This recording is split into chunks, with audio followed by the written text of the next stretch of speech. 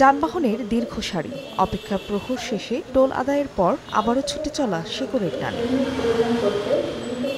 ঈদের ছুটিতে মহাসড়কে বেড়েছে যানবাহনের চাপ। এর মধ্যে ঢাকা মাওয়া রুটের পদ্মা সেতু টোল প্লাজায় মোটরসাইকেলের সংখ্যাই বেশি। পরিবারের সঙ্গে লম্বা ছুটি কাটাতে ঘরমুখ দক্ষিণাঞ্চলের বাসিন্দারা। টোল প্লাজা এলাকায় বিশৃঙ্খলা এড়াতেই আইনশৃঙ্খলা বাহিনীর তৎপরতা বাড়ানোর দাবি যাত্রীদের। পদ্মার সাথে পার হয়ে যাচ্ছে, এটা ভালো লাগছে, আনন্দ লাগতেছে আর কি। বাড়ি যাচ্ছে এটাই বড় কথা। ডিসিপ্লিন গত বছর যেরকম ছিল ওরকমটা পাচ্ছি না। আত্মীয় স্বজন ঈদ করা এটা আছে বড় আনন্দ। এটাই যে কোনো প্রতিকূল অবস্থাতে আগুন মাই ফসাতে হলেই আলহামদুলিল্লাহ। শুক্রবার সকালের দিকে ফাঁকা থাকলেও বেলা বাড়ার সঙ্গে সঙ্গে যাত্রী ও যানবাহনের চাপ দেখা যায় গাজীপুরের চান্দনা চৌরাস্তা ও চন্দ্রা এলাকায়। ঢাকার ইচ্ছা মহাসড়কেও নেই যানজট ভোগান্তি। ঢাকা টাঙ্গাইল অনেকটাই ফাঁকা।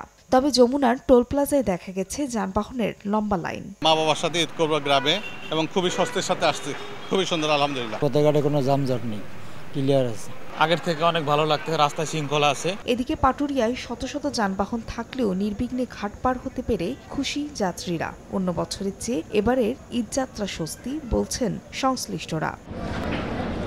ফাহরিয়া ফারজানা, সময় সংবাদ।